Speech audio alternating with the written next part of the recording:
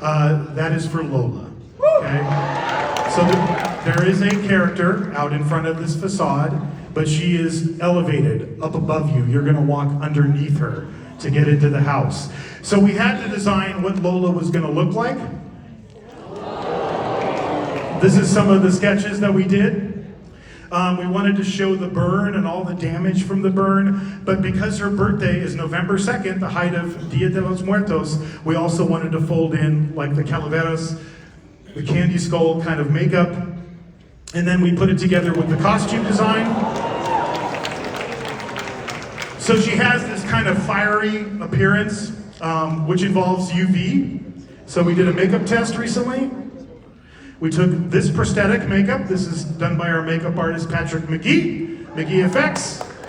And then he just did this makeup test just like the other day.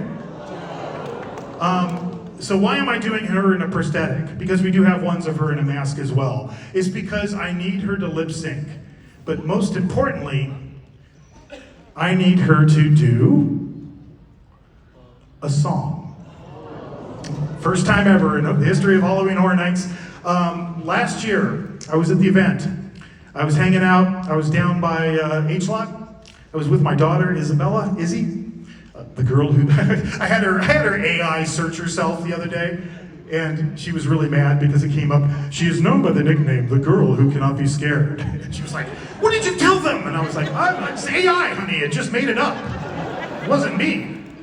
But Izzy and I were at Horror Nights, and all of a sudden my phone beeped, and it was Slash, and he was there with his son, so it was like, "Hey, let's hang out."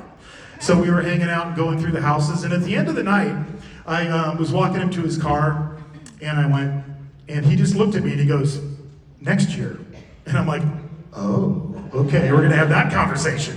And I said, "Hey, there's this thing I came up with in 2018, I've never done it, maybe this is the time to do it." Kind of told him the basic idea. When I got back to Ireland, I sent him the treatment, and then just like a few weeks later, I got this beautiful piece of music from Slash on Spanish guitar, and then I kind of said, "Hey, here's an idea. What if we wrote a song?" So I wrote the lyrics, the vocal melody. Is Stacy Quinolte in the house? Stacy Quinolte anywhere? Stace, if you're here, raise your hand, stand up. No, not in the house. I gotta give credit to Stacy. Stacy's our producer, arranger, and co-writer. So all the music we've done with Slash over the years, Stacy has done it. I don't know if Danny's in the house. Danny, stand up! Okay, this dynamo. So we were trying to find the voice of Lola, right? And and we were kind of getting frustrated. And then I think Stacy asked Danny, and she had this whole background in theater and everything. So I'm gonna play you, if it's cool with you, I'm gonna play you the whole track, right? It's a little bit long, but you'll be the first to hear it. Is that cool? So all of the voices you hear on this track are Danny. All of them. Give it up for her.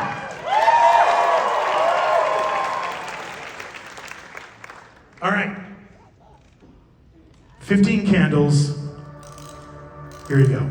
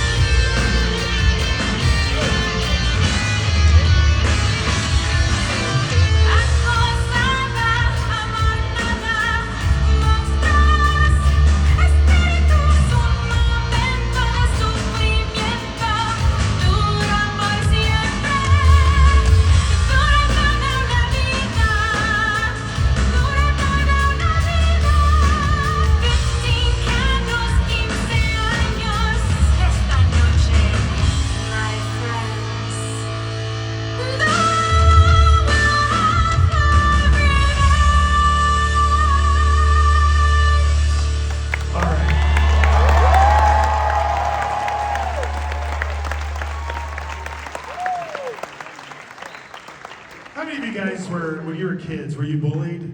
Anybody? Do you have a bully? How many of you guys? Probably everybody in the horror community, right? Or else we wouldn't be doing what we're doing. Though the words are in Spanish, this is the point of it. A moment of suffering lasts forever, lasts a lifetime. So this house is for all the people who were ever bullied and wanted to take revenge. But wait! Waiting for it to register. Waiting for it to register. How long have you guys been asking me? When are you guys going to have a behind the scenes tour? Now! First time ever, we're going to start in Hollywood. They've been doing this for years in Orlando, Florida, but we're going to start it in Hollywood because you asked for it. Unmasking the Horror is going to be available for the first time in Hollywood. It's going to be Quinceañera and Sinners. Details to come. All right, now I gotta kick it into overdrive because I'm already getting the person by the side of the stage giving me the, dude, you gotta wrap it up, you gotta wrap it up. We got a lot of stuff to go through, so hang on. You wanna see some scare zones? Let's go. Do we even have time for a shorter cultural history lesson? Sure we do. In Mexico in the 1920s and 30s, they had this thing called carpa shows, which were tent shows, kind of like sideshows that traveled from town to town. We thought that would make an interesting theme for the scare zone on French Street, which is El Circo de la Muerte. To tie into our carnival theme that we got going on this year, I'm going to run you through the characters real quick. Starts with the ringmaster, the dancing bear, the chicken geek, the fish boy, the rat boy, the bearded lady, Two-Face, which is a still walker, and the twins. And here's the whole lineup. So this is El Circo de la Muerta, which is going to be our scare zone on French Street. Let's talk about the chainsaws, all right?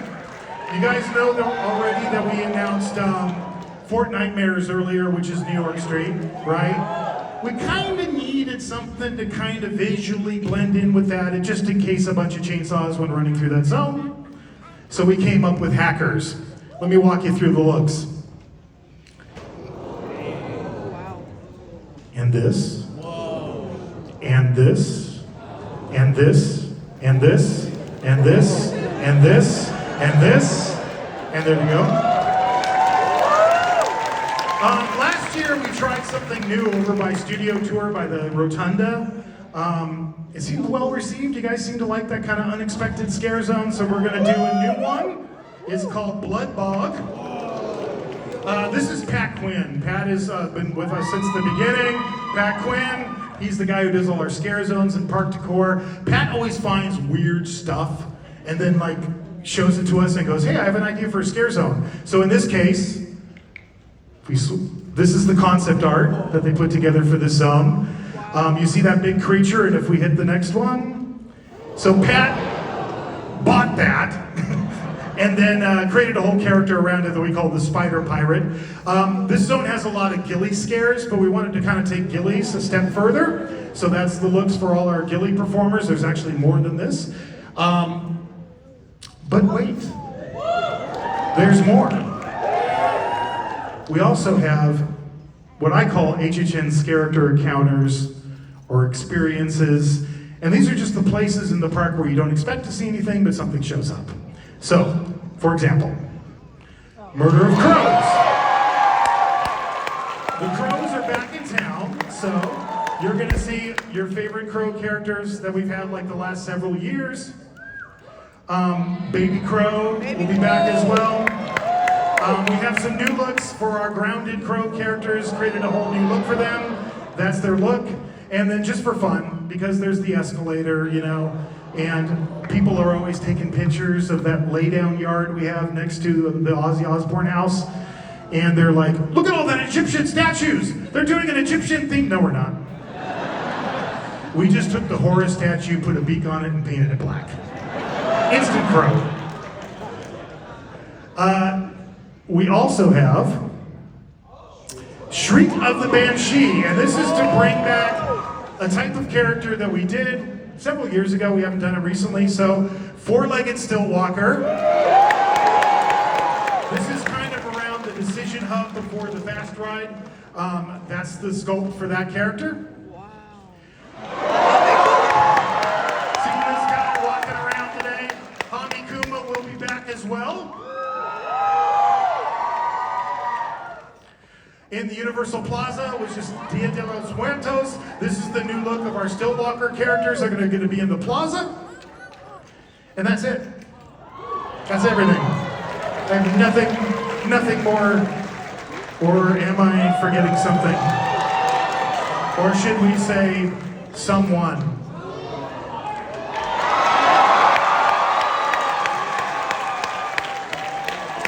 Last year, we did an experiment. I looked at like our vice president of retail and I was like, I know we never let characters in the store, but we're gonna make an exception for this. Last year we tried something where we had art in different parts of the park and you never knew where he was gonna turn up. From the reception I heard from you guys, it sounded like you liked it. So we're gonna bring it back with a new twist. These are the looks of all the different arts. We're gonna go through the whole spectrum. And seriously, that's it.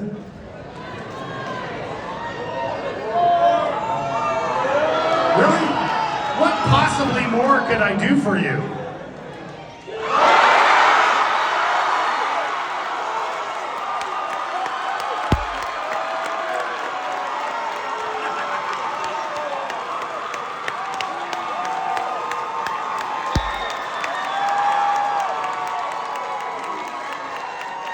Okay.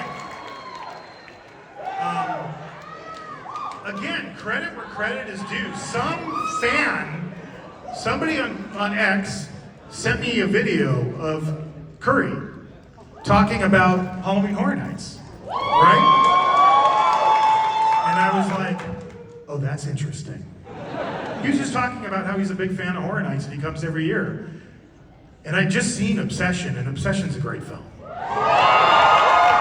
And it was late. I mean, we're talking like late in our process.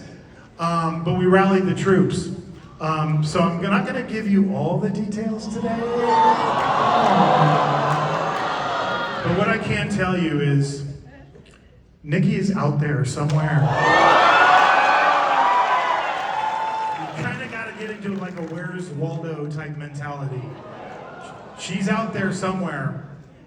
And she might be looking for her next obsession. And I'll leave it at that. Thank you guys.